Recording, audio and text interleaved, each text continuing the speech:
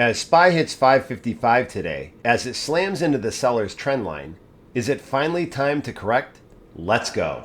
As I mentioned in last week's video, market holidays invite, well, lower volume, which favors the bulls. And with 1.5 days of trading being a holiday this week, SPY used this as an excuse to close higher on the week by almost 2%. When looking at the weekly, the first thing we notice is that after a couple of weeks of moving sideways, SPY went ahead this week on low volume like we discussed and slammed right into this trend line. Also, if you look carefully here, you'll see the light blue line being the upper Bollinger Band for the week, and price went ahead and closed outside of that. So right now we have a couple things going on. We closed outside of that upper Bollinger Band. And if you look in the not so recent past here, you can see that closing outside of that upper Bollinger Band is really not that normal, as it shouldn't be, as price stays within it 95% of the time. Now this in and of it by itself isn't a reason to sell, but this illustrates how maybe low volume and pumping price may give the MMs on Monday, when they return from the Hamptons, a reason to say let's trim a little bit. Now, until we lose this weekly 5 exponential moving average, and that line is in green, and you can see how we've been climbing right along that as our low holding price all the way up. Until we lose it, the natural path is going to be to go ahead and to continue to move higher, especially as we enter summer, as we enter the summer doldrums. Normally during the summer, price just wants to go ahead and stair step higher as it moves along on low volume, as it continues to grind higher.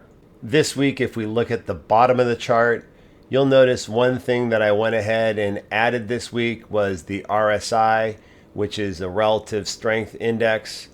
And one thing you notice with this chart, on the weekly, as this continues to gain strength, typically you get a reading up around the 70 area, and then the market will want to go ahead and take the foot off the gas and either pull back and correct. And you can see that, it did the same thing moving ahead, and then it pretty much got to like almost a 80 reading over there. And once again, it was time to go ahead and pull back before moving higher again. So now, once again, not saying that we can't go higher, but we definitely are in a range during a holiday week where a lot of sellers took the week off. Those being the MMs possibly would be wanting to trim their positions at these levels. And come Monday, are they going to come back and say, well, it's time to trim a little bit now that retail has pumped price higher? And if we just look at the volume down here and look at how much volume we had back in this area, let's say to this area here, and then the volume we had in this area versus that prior area, you can see it was less.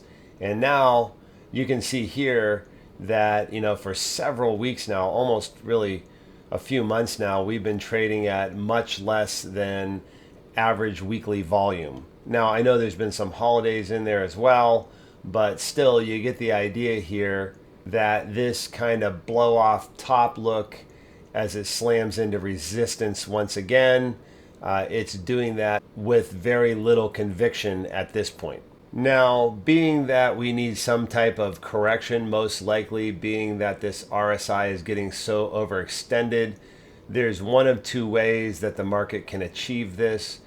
The first way is it could just move left to right and do a correction through time, where it goes ahead and plays in a simple little area here and it bounces around before moving higher.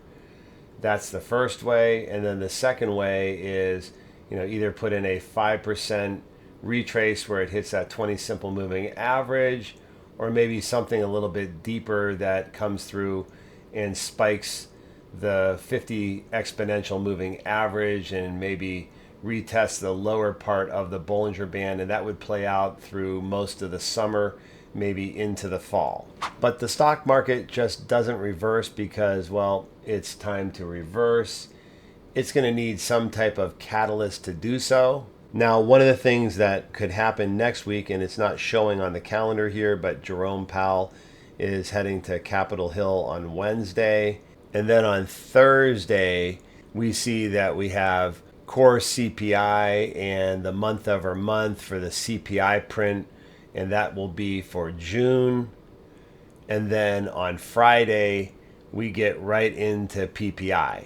So leading into Wednesday, will the MMs want to go ahead and trim a little bit and lock in some of those profits now that they see the market is completely overextended on the weekly? Or who knows, some other black swan event, like maybe even a new person running for office may do the trick. Now, if we go ahead and pull up Earnings Whisper, and one of the services I have on the Discord is aggregating a bunch of different Twitter feeds and so on and so forth so you can access them simply. And here you can see on Friday before open, we have the banks kicking off 2Q earnings season, and that will go ahead, and typically the banks help set the tone. But I don't think that's going to drive anything on Monday through Wednesday as far as the market goes for setting any type of reason to sell the news event. So now that we slammed into this trend line, will we see something where we start to roll over like we've seen this in the past, where we've gone ahead and slammed into that trend line? And like I said in the past, it's a topping process, so it's something where it doesn't mean that we won't move a little bit higher and spike the 555 area, which if you go back and watch my last week video, that was my price target for the final wave before reversing. So we've now haven't closed above it, but we closed above it intraday. So does that satisfy that 555? And we're going to start to see maybe at least the beginning parts of a move lower. The only thing I caution here is it isn't like, hey, let's just short something because it's at 555, because you'll see here that even 1 or 2 weeks into this, it may take at least a couple weeks in order for this to roll over, as we've seen in the past happen. Like once you slam into that, it usually takes a couple more weeks. So this could continue to sort of stall here before it may want to roll over. Now the Qs, they're pretty much a carbon copy of SPY. So moving on to small caps. Now small caps, that we discussed before, has been trading in this range for quite some time. And lately, this has been consolidating, getting ready to make a move in one direction or another. So likely with the Bollinger Band squeezing here and the pennant formation, if this thing breaks down, it's going to be impulsive, or if it breaks out, it's going to be impulsive as well. And this is going to be the trade that everybody's going to want to be on, because SPY and Qs, well, they've moved a ton already this year. Whereas if we look at how much IWM has moved this year, I mean, it's basically flat on the year. Now, Bitcoin, the ultimate risk asset, well, it got pummeled this week. And this purple line here is the 200-day simple moving average, and closing below this, well, it isn't exactly bullish. And we also notice how these Bollinger Bands, well, they're squeezing here now. So the next move here as well will be an impulsive one. And if we look at ARK and we go ahead and we say, well, let's look over the last couple of years since July 5th. I mean, this one has gone almost nowhere as well. Who knows? Maybe it's just happy wallowing here. This one, the same thing, even though it has really stayed around its 200-day simple moving average, going above and below it. Maybe at some point it'll make an impulsive move either higher or for the next leg lower. But at this point, you'd have to feel like, being that it stayed in a trading range this long, I'd like to think that this is accumulation rather than distribution. Now this green line, it's the 5 exponential moving average. And after an epic run like this, where it's almost gone ahead and quadrupled its price Being since the beginning of the year, it's up almost 100%, so it's essentially almost doubled in price.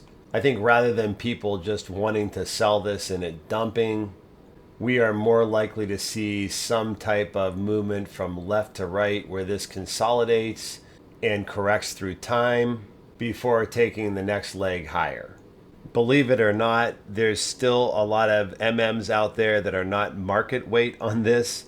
So I don't see many people just going ahead and saying time to sell. I could see trimming, but with that trimming, more people are likely to want to get into this one. So I actually favor some more consolidation as we're at this $125 price area. Maybe it ping pongs around from say like 115 to like 125, somewhere in there, until it decides to make its next move higher or lower. Here you can see as it became extended from its 20 simple moving average, as it corrected through time, it came back into its 20 simple moving average before then moving higher, and I would expect it to do the same once again. Now looking at Tesla, when I saw this reversal candle on the weekly, I knew that was important. And when I saw this pennant forming here, I knew that a breakout was imminent, and likely being that the Bollinger Bands were consolidating, this next move was going to be impulsive. But I'd be lying if I told you that I thought it was going to put in a 30% candle this week. That's just kind of cray-cray. A couple more weeks like this, and this guy will be at his all-time high. And the one thing to realize about Tesla is that once it gets bullish, it typically stays that way for a few weeks. So even when you've seen it put big candles in on the past, usually it's not followed by a whole lot of selling. You see once everybody starts to jump into this, the bull train gets going before it consolidates and then making its next move higher. As US 10Y yields reversed, TLT bonds, they went ahead and made up a little bit of ground from where they opened up early this week. And if you look carefully here, you can see a confluence of moving averages, and it reclaimed all of those, including the 5 exponential moving average with the 50 exponential moving average up above. And if we look, we see that we went from a low to a lower low, and now we put in a higher low. And is this yet another higher low? If this is the case and the Fed starts cutting interest rates, this guy has nowhere to go but higher moving forward. For the time being now, the VIX seems happy to hold this 12 area. And for several weeks now, the VIX has been trapped in this range, which indicates that all fear is indeed leaving the market. And just recognize, just because the VIX is calming down and kind of moving from left to right, that isn't the reason for volatility to all of a sudden spike. In fact, it's more likely to continue to move left to right, which continues to favor the bulls.